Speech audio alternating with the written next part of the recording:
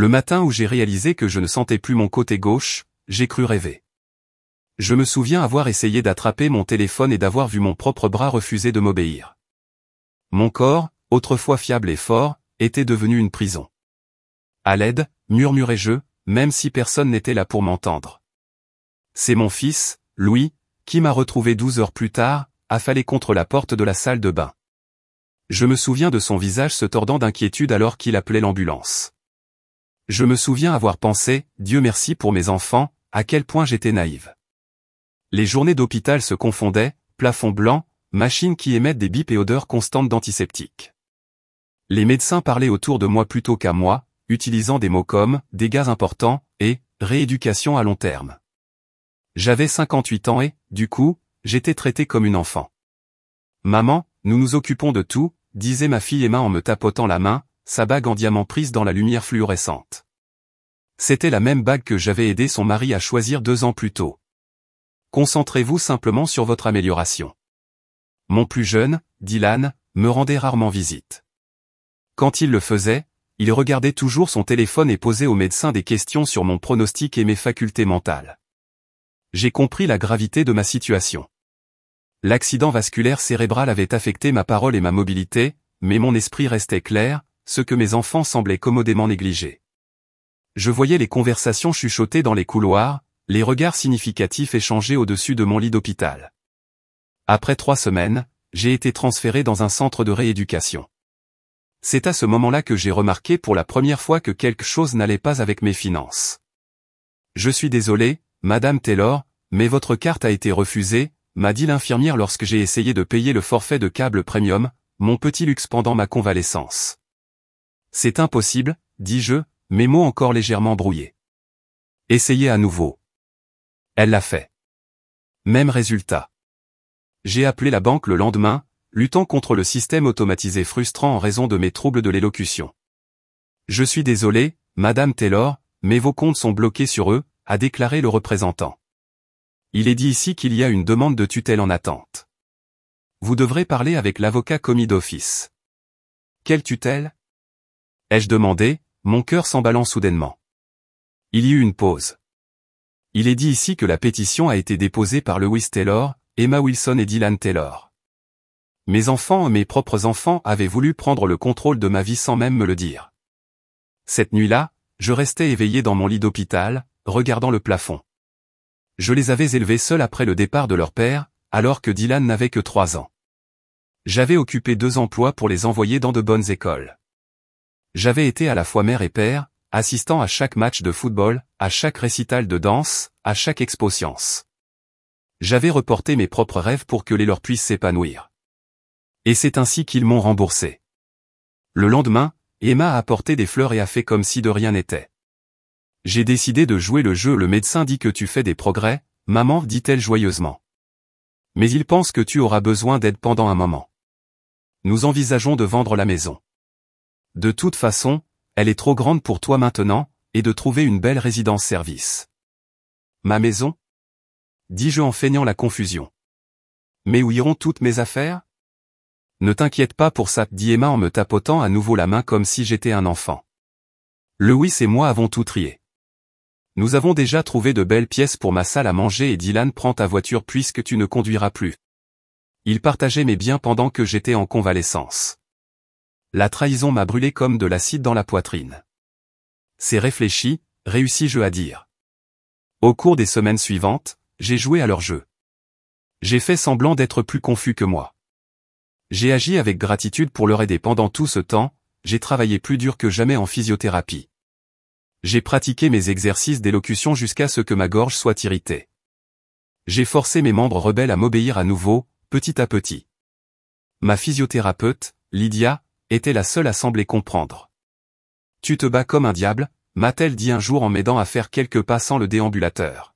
« Mais pourquoi te bats-tu » Je la regardais, cette jeune femme aux yeux bienveillants, qui m'avait vu lutter et persévérer. « Ma liberté », murmurai-je. Un après-midi, j'ai entendu Lou et Emma dans le couloir devant ma chambre. L'avocat dit qu'une fois la tutelle approuvée, nous pourrons procéder à la vente de la maison, a déclaré Lou. Le marché est chaud en ce moment. Nous pourrions obtenir au moins 400 000 $. Et les comptes de retraite de maman? Demanda Emma. Ils valent presque le double. Nous diviserons tout de manière égale, lui assura Lewis. C'est ce que maman voudrait, et si elle s'y oppose? La voix d'Emma avait un côté tranchant. Lewis, regarde là. Elle arrive à peine à se nourrir. Le juge va jeter un coup d'œil et nous accordera le contrôle total. C'est pour son bien de toute façon. Je fermai les yeux, laissant leurs mots pénétrer. Pour son propre bien. La phrase résonnait dans mon esprit, me narguant. Ce soir-là, j'ai pris une décision. Je ne serai plus victime de la trahison de mes enfants. Je récupérerai ma vie, ma dignité, oui, mes biens. Ils pensaient que j'étais impuissant. Ils pensaient que j'étais vaincu. Ils étaient sur le point de comprendre à quel point ils avaient tort. Le lendemain matin, j'ai demandé à utiliser l'ordinateur du centre de rééducation pour consulter mes emails.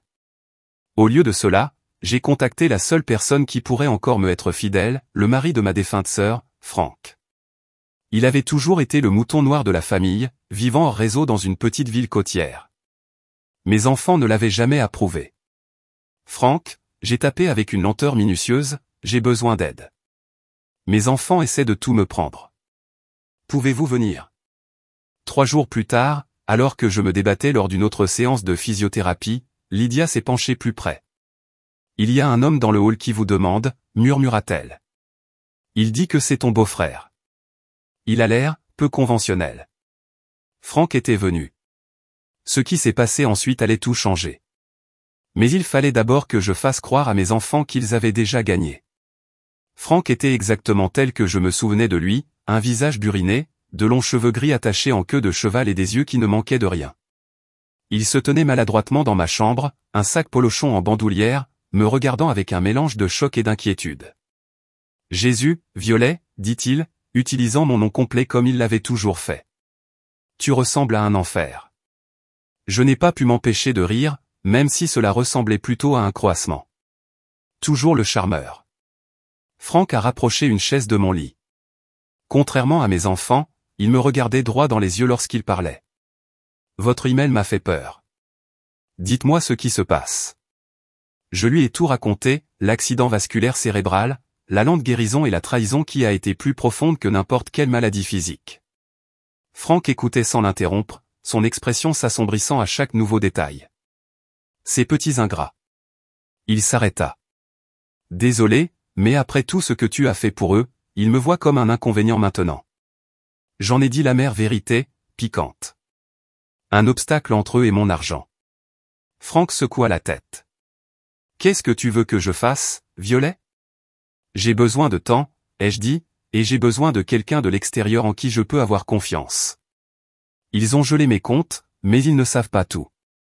Il y a des années, après avoir vendu la ferme de mes défunts parents, j'avais ouvert un compte séparé dans une petite coopérative de crédit.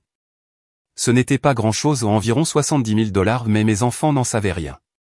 C'était mon fonds d'urgence, ma couverture de sécurité. Maintenant, ce serait mon billet pour la liberté. J'ai une petite maison près de la côte, a déclaré Frank. Ce n'est rien d'extraordinaire, juste une cabane, en fait. Mais c'est calme, et personne ne penserait à te chercher là-bas. Parfait, dis-je. Mais d'abord, je dois avoir accès à mon compte auprès de la coopérative de crédit avant qu'ils ne le trouvent. Et je dois leur faire croire qu'ils ont gagné. La semaine suivante, Frank est devenu mon co-conspirateur. Il m'a apporté un téléphone prépayé dont mes enfants ne connaissaient rien. Lors de leur visite, j'ai joué le rôle auquel ils s'attendaient, une mère impuissante et confuse qui avait besoin de leurs conseils. J'ai signé les papiers qu'ils ont mis devant moi, hochant la tête d'un air absent tandis qu'ils m'expliquaient comment ils simplifiaient mes affaires. Nous avons trouvé une merveilleuse résidence-service, maman, a déclaré Emma avec gaieté un après-midi. Il y a des activités, du personnel médical sur place, tout ce dont vous avez besoin. Et nous progressons bien dans la vente de la maison, a ajouté Louis. L'agent immobilier pense que ça ira vite. J'ai hoché la tête, feignant la gratitude. Tu es si gentil avec ta mère. Après leur départ, j'ai agrippé mon drap si fort que mes jointures sont devenues blanches. Lydia l'a remarqué lors de notre séance de thérapie. Tu es tendu aujourd'hui, observa-t-elle, m'aidant à étirer mes membres en convalescence. Juste motivé, répondis-je. Et je l'étais. Chaque jour, j'ai poussé plus fort en thérapie. Chaque jour, je suis devenu plus fort, tant physiquement que dans ma détermination. Franck, quant à lui, était occupé avec notre plan. Il s'est rendu à la coopérative de crédit en tant que mandataire avec une lettre notariée que j'avais signée avant mon accident vasculaire cérébral. La banque d'une petite ville fonctionnait toujours sur des relations personnelles plutôt que sur des politiques d'entreprise. Il se souvenait de moi de la succession de mes parents et était sensible à ma situation. L'argent a été transféré sur un nouveau compte, a rapporté Franck en me montrant une carte de débit avec mon nom dessus. Vous seul pouvez y accéder maintenant. 2 semaines après l'arrivée de Franck, mes enfants m'ont réservé une surprise. Ils arrivèrent ensemble, tous les 3, ce qui était rare. Maman, nous avons une excellente nouvelle, dit Emma, sa voix douce comme du miel. Le juge a approuvé notre requête.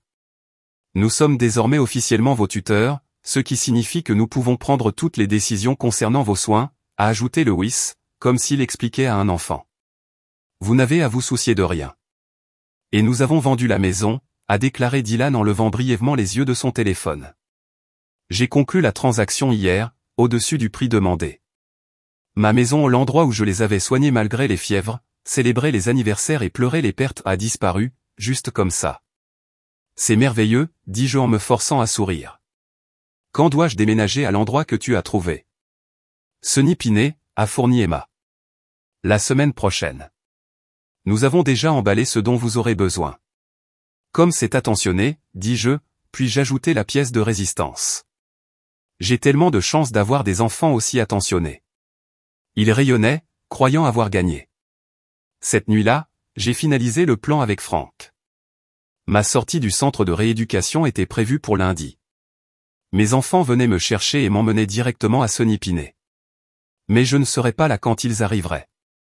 Dimanche soir, après que le personnel ait effectué ses dernières vérifications, Franck m'a fait sortir par une entrée latérale, où un de ses amis attendait avec une camionnette. Ce n'était pas vraiment une évasion audacieuse, mais plutôt une sortie soigneusement planifiée, mais mon cœur s'emballait néanmoins alors que nous nous éloignions du centre.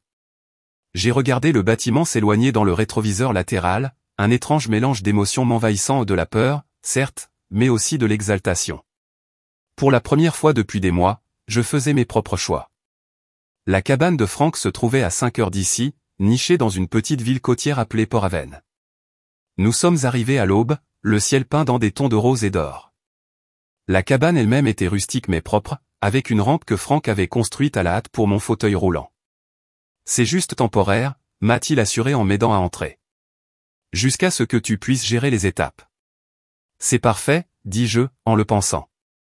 À travers les fenêtres, je pouvais voir l'océan au loin, vaste et sans limite comme l'avenir que j'étais déterminé à reconquérir. Franck avait organisé la visite d'un physiothérapeute local 2 fois par semaine. Marjorie était semi-retraitée et heureuse d'être payée en espèces. Elle m'a rappelé moi-même, pratique, pragmatique et peu disposée à accepter les limites. Alors ta famille pense que tu es enfermé dans un établissement? A-t-elle demandé lors de notre première séance, en m'aidant à me tenir debout avec le déambulateur. Oui, répondis-je en me concentrant sur le fait de placer un pied devant l'autre. Et que se passe-t-il quand ils découvrent que tu es parti? J'avais pensé à ce moment d'innombrables fois. Ils seront en colère, confus, peut-être même inquiets, même si j'en doute. La plupart du temps, ils auront peur que je conteste la tutelle et récupère mes biens. Et vous le ferez, elle a demandé. J'ai fait un pas de plus, puis un autre. Pas encore. Laissons-les penser qu'ils ont gagné. Laissons-les se battre entre eux pour savoir qui obtient quoi. J'ai quelque chose de plus important sur lequel me concentrer. Et qu'est-ce que c'est? A demandé Marjorie. Devenir assez fort pour ne plus jamais avoir besoin de l'aide de qui que ce soit, dis-je en relâchant le déambulateur et en faisant mon premier pas sans aide depuis des mois. Ce que je n'ai pas dit à Marjorie, ce que je ne m'étais même pas pleinement admis, c'est que, au fond de ma colère et de ma détermination, se trouvait un puits de tristesse si profond qu'il menaçait de m'engloutir tout entier. C'étaient mes enfants, ma chair et mon sang, et ils m'avaient abandonné au moment où j'en avais le plus besoin. Mais je me permettrai de ressentir cette douleur plus tard. Pour l'instant, je devais me concentrer sur ma reconstruction, une étape à la fois. je n'avais aucune idée que la réaction de mes enfants face à ma disparition serait bien plus extrême que ce que j'avais prévu ou qu'elle entraînerait des conséquences qu'aucun de nous n'aurait pu prévoir. Le premier mois passé dans la cabane de Frank s'est déroulé dans un rythme de détermination et de douleur. Chaque matin, je me réveillais avant l'aube, m'entraînant à faire des exercices avant l'arrivée de Marjorie. Chaque après-midi, je pratiquais mon discours, lisant à haute voix les livres de poche écornés de Frank jusqu'à ce que ma voix devienne plus forte. Chaque soir, je m'asseyais sur le porche, regardant le soleil se coucher sur l'océan, pensant à mes enfants et à la vie que j'avais laissée derrière moi. Frank a suivi ce qui se passait chez lui grâce à un vieil ami qui vivait toujours dans la région. Les nouvelles arrivaient par fragments, chacun révélant le chaos provoqué par ma disparition. « Ils ont signalé votre disparition », m'a dit Frank un soir en posant une tasse de thé à côté de moi. La police est intervenue, mais comme le personnel du centre de rééducation vous a vu partir volontairement, ils ne considèrent pas cela comme un enlèvement. Et mes enfants ? J'ai demandé. Le mot « enfant » avait maintenant un goût étrange, comme s'il appartenait à une langue que je ne parlais plus couramment. Apparemment, il se pointe du doigt, a déclaré Frank. Dylan pense qu'Emma et Lewis t'ont emmené quelque part pour lui retirer l'héritage. Emma accuse Dylan de te cacher. Malgré eux, ça devient moche. J'aurais dû ressentir de la satisfaction. N'était-ce pas ce que je voulais, qu'ils se retournent les uns contre les autres, qu'ils subissent les conséquences de leur trahison? Au lieu de cela, j'ai ressenti un profond chagrin pour la famille que nous étions autrefois, ou peut-être pour la famille que j'avais imaginé que nous étions. Il y a plus, hésita Frank. Ils ont commencé à dépenser de l'argent. Lou a acheté une nouvelle voiture. Emma rénove sa cuisine. Dylan parle d'ouvrir une sorte de start-up. Mon argent, les économies résultant de décennies de vie prudente, l'héritage de mes parents que j'avais préservé, le fonds de retraite que j'avais constitué en prenant des heures supplémentaires lorsque les enfants étaient jeunes, tout a été dilapidé. Laissez-les, dis-je, me surprenant moi-même par la froideur de ma voix. Laissez-les dépenser chaque centime. Mais ce n'était pas si simple. À mesure que mon corps devenait plus fort, la blessure dans mon cœur s'est aggravée. J'ai fait des cauchemars où j'étais de retour au centre de rééducation, incapable de bouger ni de parler, regardant mes enfants vendre mes souvenirs, morceau par morceau. Je me suis réveillé haletant, les draps mouillés de sueur. Port Haven a commencé à se sentir comme chez lui, même s'il s'agissait d'une petite ville où les gens s'occupaient de leurs propres affaires mais étaient prompts à offrir de l'aide en cas de besoin. J'ai commencé à m'aventurer avec Frank, d'abord au restaurant local, où la serveuse, Darlene, nous réservait toujours le stand du coin avec vue sur l'océan. « Tu as l'air mieux chaque jour, chérie », me disait-elle en remplissant mon café sans demander. Elle avait raison. 3 mois après mon évasion, je pouvais marcher avec juste une canne. Mon discours avait perdu son caractère insultant, même si je cherchais encore parfois mes mots. J'avais commencé à aider Frank dans son entreprise de menuiserie, à tenir les livres et à gérer les commandes. Mon expérience en tant que comptable avant l'AVC a facilité mon travail et m'a donné un but. Un matin, au début de l'automne, j'étais assise seule au comptoir de Darlene. Frank livrait une table personnalisée à un client de la ville voisine, lorsque la cloche au-dessus de la porte a sonné. Je n'ai pas levé les yeux jusqu'à ce que j'entende la voix. Maman. Ma tasse de café s'est figée à mi-chemin de mes lèvres. Dylan se tenait sur le pas de la porte, l'air maigre et inquiet. Ses yeux parcoururent le restaurant jusqu'à ce qu'ils se croisent dans les miens. Le temps semblait s'arrêter. Les bavardages du restaurant se sont évanouis en un rugissement sourd dans mes oreilles. Comment m'avait-il trouvé? Que voulait-il? Il s'est approché lentement, comme si je pouvais m'enfuir. Tout le monde te cherchait, dit-il en se glissant sur le tabouret à côté de moi. Nous pensions que quelque chose de terrible s'était produit. Je pose ma tasse avec précaution, gagnant du temps pour calmer ma voix. J'ai laissé un mot. Son visage rougit. Si je suis un fardeau, tu n'es plus obligé de le porter. Ce n'est pas une explication, maman. C'est cruel. Cruel. Je l'ai regardé. Ce garçon que j'avais élevé, cet homme qui avait voulu m'enfermer et me dépouiller de tout, c'est cruel de décider que je suis incompétent sans même me parler. J'ai dit doucement, Cruel vend ma maison pendant que j'apprends à marcher à nouveau. Cruel divise mes biens comme si j'étais déjà mort. Dylan a eu la décence d'avoir l'air honteux. Nous essayons de vous aider. Non, dis-je, ma voix ferme. Vous vous aidiez vous-même. Il passa une main dans ses cheveux, un geste si familier que ma poitrine me faisait mal. Ce n'était pas comme ça, pas pour moi en tout cas. Louis et Emma, ils ont insisté pour la tutelle. J'ai simplement accepté parce que les médecins disaient que tu avais besoin de soins à plein temps.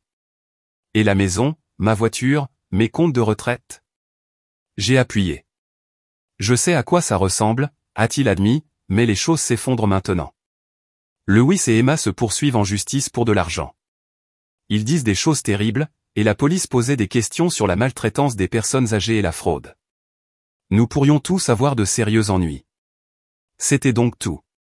Il n'était pas venu parce que je lui manquais ou parce qu'il était désolé. Il était venu parce que des conséquences étaient imminentes. Qu'est-ce que tu veux de moi, Dylan? Il leva les yeux, ses yeux si semblables à ceux de son père, suppliant. Reviens. Dites à tout le monde que vous êtes parti volontairement, que vous allez bien, que nous n'avons rien fait de mal. J'ai ri, un son aigu qui a fait tourner les têtes dans le restaurant. Tu veux que je te tire d'affaire? Que je mente pour toi? Maman, s'il te plaît. Nous sommes tes enfants. Encore ces mots. Des enfants, comme si cette relation signifiait encore ce qu'elle avait autrefois. J'ai besoin de réfléchir, dis-je finalement. Où séjournes-tu? Le Harbour Inn, juste en bas de la rue. Chambre 12. Il se leva, hésitant. Je suis vraiment contente que tu ailles bien. Tu as l'air bien, maman. Après son départ, je suis resté assis longtemps, mon café refroidissant. Darlene la remplit sans commentaire, juste en me serrant doucement l'épaule en passant. Cette nuit-là, Franck m'a trouvé au bord de l'eau, observant les vagues au clair de lune. Dylan m'a trouvé, dis-je sans préambule.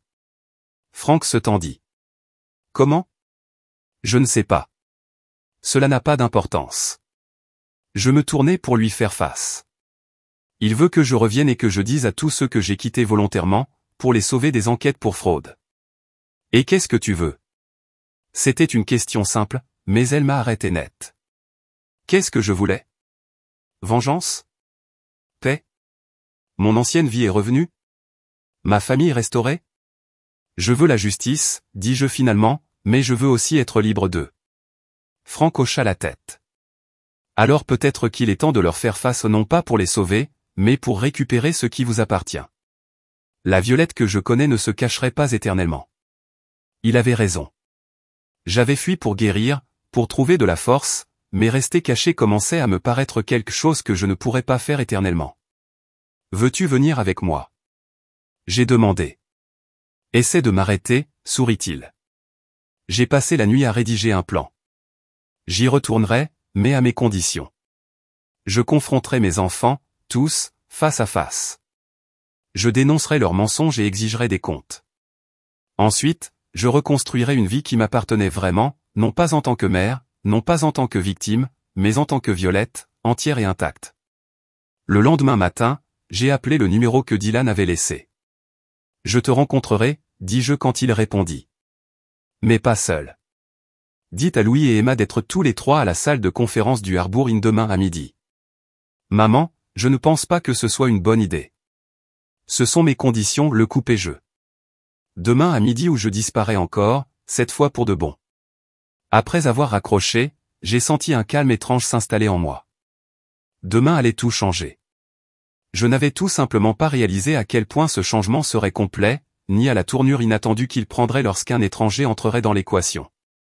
La salle de conférence du Harbour Inn était fade et impersonnelle, des murs beiges, une longue table en bois et des fenêtres donnant sur le parking plutôt que sur l'océan. C'était le cadre idéal pour ce que j'allais faire. Franck et moi sommes arrivés 20 minutes plus tôt. Il portait une mallette contenant des documents que nous avions passé toute la nuit à préparer. « Tu es sûr de ça ?» a-t-il demandé en configurant mon ordinateur portable. « Absolument, répondis-je, même si mon cœur battait à tout rompre. J'ai lissé mon chemisier, récemment acheté avec mon propre argent dans un magasin de la ville, et j'ai vérifié mon reflet dans la vitrine. Je me suis à peine reconnu. La femme qui me regardait avait les yeux clairs et une mâchoire déterminée. Fini le patient confus, la mère trahie. À sa place se tenait quelqu'un de plus fort. À midi précis, la porte s'ouvrit. Dylan entra le premier, suivi d'Emma et Louis. Ils se figèrent en me voyant, avec des expressions allant du choc à la lassitude. Maman, souffla Emma. Tu as l'air différent. Assez fort pour être déclaré compétent, n'est-ce pas? J'ai répondu froidement. Louis s'avança, pour affaire. Maman, nous étions malades d'inquiétude. La police a enquêté sur nous comme si nous avions fait quelque chose de mal. N'est-ce pas? Je l'ai coupé. Nous essayons de te protéger, insista Emma. Les médecins ont dit que vous auriez besoin de soins à plein temps, que vous ne vous rétabliriez peut-être jamais complètement. Et pourtant, me voilà, me dis-je. Marcher, parler, gérer mes propres affaires. Qui est-ce? Louis fit un signe de tête en direction de Franck. Mon avocat, dis-je simplement. S'il vous plaît, asseyez-vous. Nous avons beaucoup de choses à discuter. À contre-cœur, ils ont pris place en face de nous. J'ai remarqué qu'ils s'étaient espacés, qu'ils ne formaient plus un front uni. Les fissures dans leur solidarité étaient visibles. Je sais ce que tu as fait, commençai-je. Je suis au courant de la demande de tutelle déposée dans mon dos. Je suis au courant de la vente de ma maison. Je suis au courant de la vidange de mes comptes. Maman, ce n'était pas comme ça, commença Dylan. J'ai levé la main. Je n'ai pas fini. Je sais aussi que vous avez dépensé mon argent, que vous vous êtes battu entre vous et que vous faites maintenant face à d'éventuelles conséquences juridiques. Leurs visages montraient divers degrés de culpabilité et de défi. Que veux-tu? Demanda Louis sans détour, toujours pragmatique. Justice, dis-je en ouvrant l'ordinateur portable. Franck, ça te dérange? Franck a tourné l'écran pour faire face à mes enfants. Sur celle-ci se trouvait une vidéo de moi, enregistrée la veille, décrivant en détail tout ce qui s'était passé depuis mon accident vasculaire cérébral, y compris leur trahison. Ma voix était claire, mon acuité mentale évidente.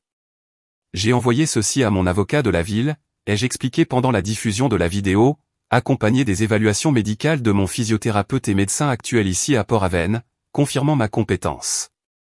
Vous nous poursuivez en justice? La voix d'Emma monta en octave. Non, dis-je. Je te donne le choix.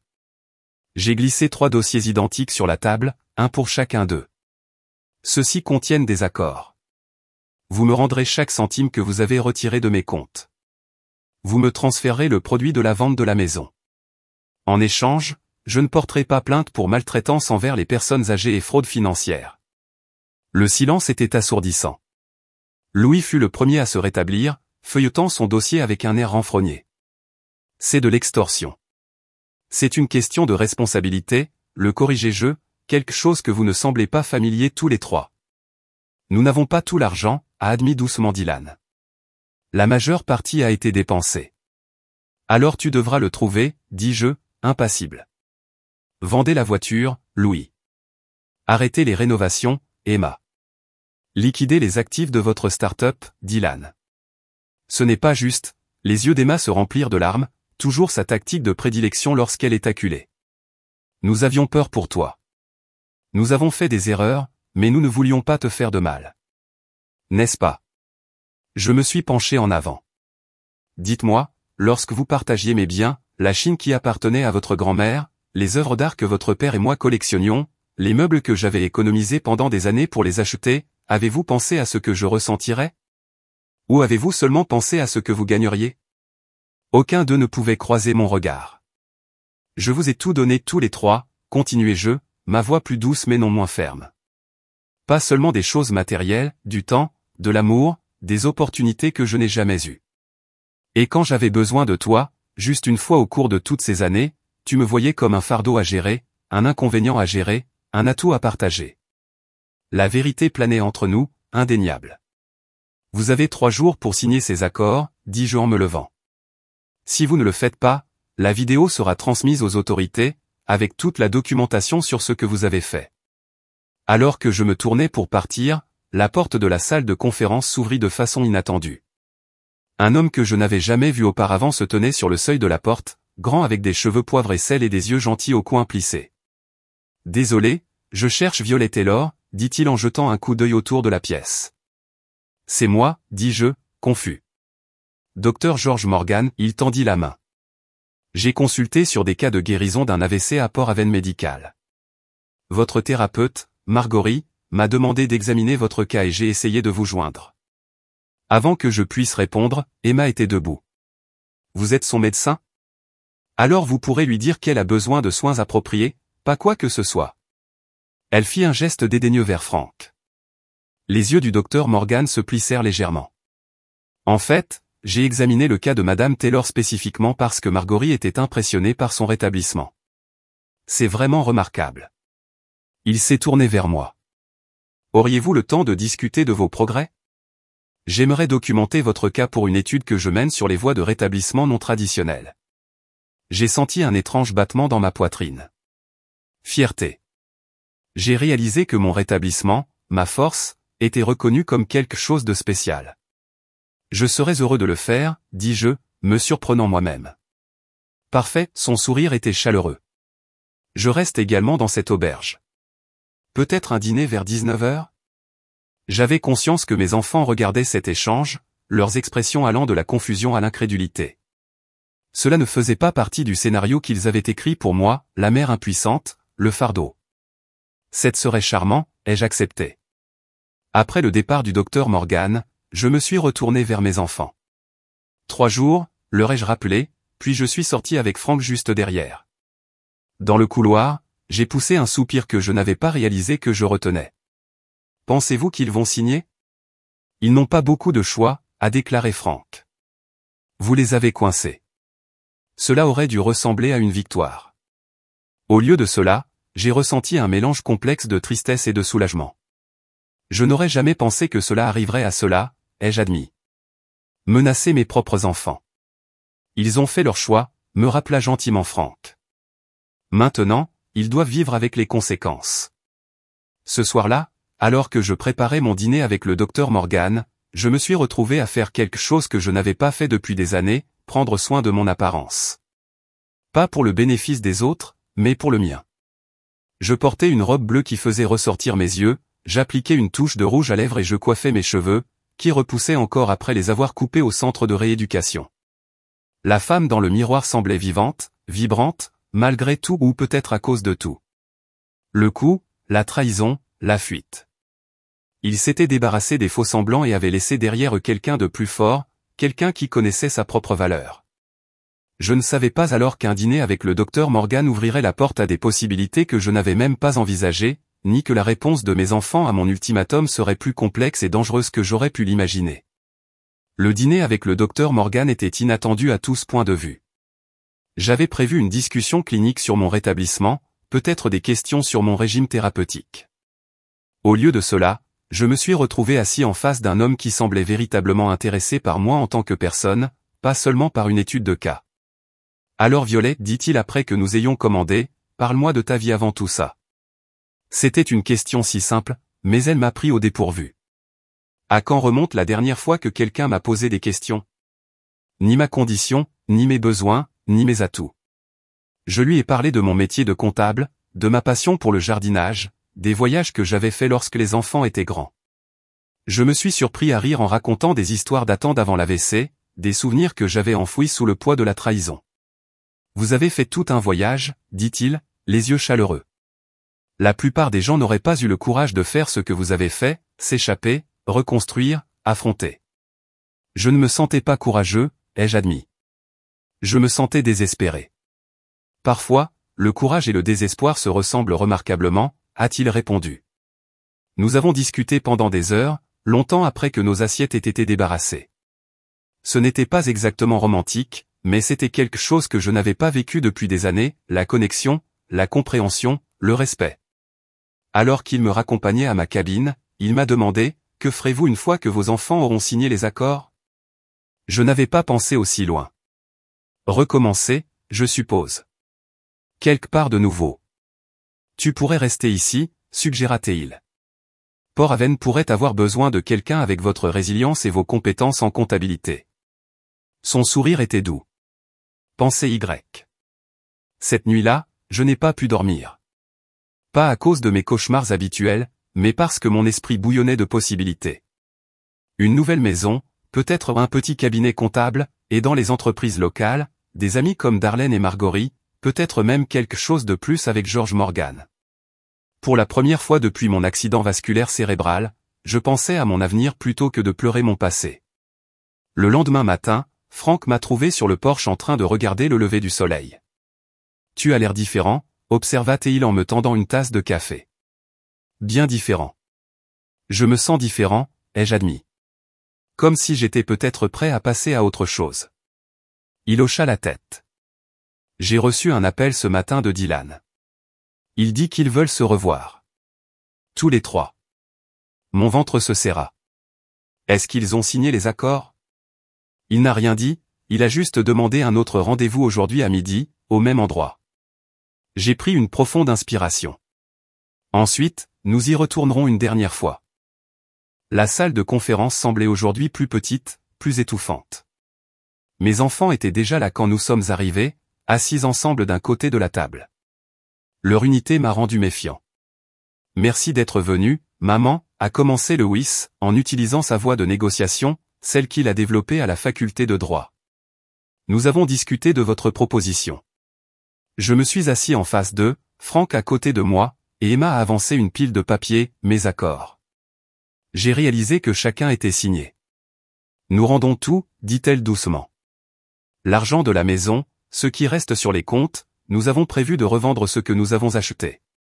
J'aurais dû ressentir un triomphe. Au lieu de cela, j'ai ressenti une douleur creuse. Pourquoi ce changement d'avis? Nous avons parlé toute la nuit, a déclaré Dylan. Nous avons vraiment parlé, pour la première fois depuis des années, de ce que nous avons fait et des raisons pour lesquelles nous l'avons fait. Il baissa les yeux. À propos de la façon dont nous t'avons laissé tomber. Ce n'était pas seulement une question d'argent, a ajouté Emma. C'était la peur. Je pense qu'après ton accident vasculaire cérébral, te voir si vulnérable, il était plus facile de prendre le contrôle que d'admettre à quel point nous pourrions facilement te perdre. Cela n'excuse pas ce que nous avons fait, a déclaré Louis, sans sa confiance habituelle. Mais nous voulons arranger les choses. Il hésita. Si vous nous le permettez. J'ai étudié leur visage, à la recherche de tromperie. Ce que j'ai vu à la place était quelque chose auquel je ne m'attendais pas, de véritables remords. Il ne s'agit pas seulement d'éviter des accusations criminelles, ai-je demandé. Non, Dylan secoua la tête. Il s'agit d'essayer d'être digne d'être à nouveau vos enfants, si cela est possible. J'ai senti des larmes menacées. Pas des larmes de douleur ou de colère, mais quelque chose de plus complexe. Ce ne sera pas facile, dis-je finalement. La confiance, une fois brisée, ne se rétablit pas du jour au lendemain. Nous savons, Emma tendit la main par-dessus la table, s'arrêtant juste avant de toucher ma main. Mais nous voulons essayer, si vous nous donnez une chance. J'ai regardé Franck, qui m'a fait un léger signe de tête. C'était ma décision à prendre. J'accepterai les accords, dis-je prudemment, et je suis prêt à explorer la réconciliation, lentement, selon mes conditions. Le soulagement dans la pièce était palpable, mais je n'avais pas fini. Il y a des conditions, ai-je continué. D'abord, je ne reviendrai pas. Ma vie est ici maintenant. Ici. Louis avait l'air confus. À Port-Aven? Oui, la certitude dans ma voix m'a même surpris. Je recommence ici. On m'a proposé un espace pour ouvrir un petit cabinet comptable. Ce n'était pas encore tout à fait vrai, mais j'avais pris ma décision au cours de notre conversation. Deuxièmement, si nous voulons reconstruire notre relation, ce sera en tant qu'adultes, égaux. Je ne suis pas seulement ta mère. Je suis une personne avec ma propre vie, mes rêves et mes choix. Ils hochèrent la tête, même si je pouvais voir l'ajustement dans leurs yeux. Ils ne m'avaient jamais vu de cette façon auparavant. Enfin, ai-je dit, je veux une thérapie familiale. Nous tous, ensemble. Si nous voulons guérir cela, nous le faisons correctement. Il y eut un moment de silence. Puis Dylan a parlé. C'est juste. Tout ça. Nous avons passé l'heure suivante à discuter de logistique, le transfert de fonds, les formalités juridiques pour révoquer la tutelle, la programmation des séances de thérapie. C'était courtois, voire chaleureux par moments. Pas encore le pardon, mais peut-être son précurseur. Alors qu'il se préparait à partir, Emma hésita. Nous avons remarqué que vous aviez dîné avec quelqu'un hier soir. J'ai senti une rougeur monter à mes joues. Docteur Morgan, dis-je. Il s'intéresse à mon cas de rétablissement. Est-ce que c'est tout ce qui l'intéresse? Demanda Lewis, un soupçon de son ancien moi taquin émergent. ça, dis-je avec dignité, ce ne sont pas vos affaires. Leur rire surpris m'ont suivi hors de la pièce. Plus tard dans la journée, je me tenais au bord de l'eau et regardais les vagues s'écraser contre le rivage. Franck m'a rejoint, les mains dans les poches. Eh bien, ça ne s'est pas passé comme je m'y attendais, a-t-il admis.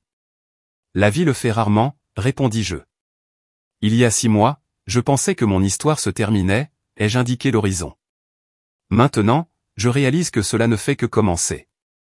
Que vas-tu faire en premier, il a demandé. J'ai souri. Appelez le docteur Morgan.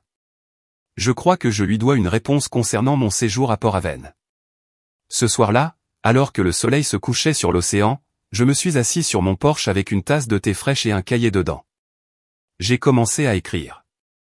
Aujourd'hui marque le premier jour de ma nouvelle vie, non pas en tant que victime, non pas en tant que mère dont les enfants l'ont trahi, mais en tant que Violet Taylor, survivante, entrepreneur et femme qui a refusé d'être rejetée. L'accident vasculaire cérébral a tenté de prendre mon avenir. Mes enfants ont essayé de prendre mon indépendance. Mais en perdant tout, j'ai trouvé quelque chose auquel je ne m'attendais pas, moi-même. Demain, je signe le bail d'un petit bureau en ville. La semaine prochaine, j'ai ma première séance de thérapie familiale. Et ce soir, je dîne avec un homme qui me voit tel que je suis maintenant, pas tel que j'étais. Je ne sais pas ce qui se passera ensuite dans cette histoire, mais pour la première fois depuis des décennies, je l'écris moi-même. J'ai fermé le cahier, sentant un sentiment de paix m'envahir. Le chemin à parcourir ne serait pas facile. Reconstruire la confiance avec mes enfants prendrait du temps. Créer une entreprise à mon âge, après tout ce que j'ai vécu, serait un véritable défi. Et tout ce qui commençait avec Georges exigerait du courage, je n'étais pas sûr d'en avoir. Mais j'avais survécu à la trahison. J'avais retrouvé ma force, ma voix, ma dignité.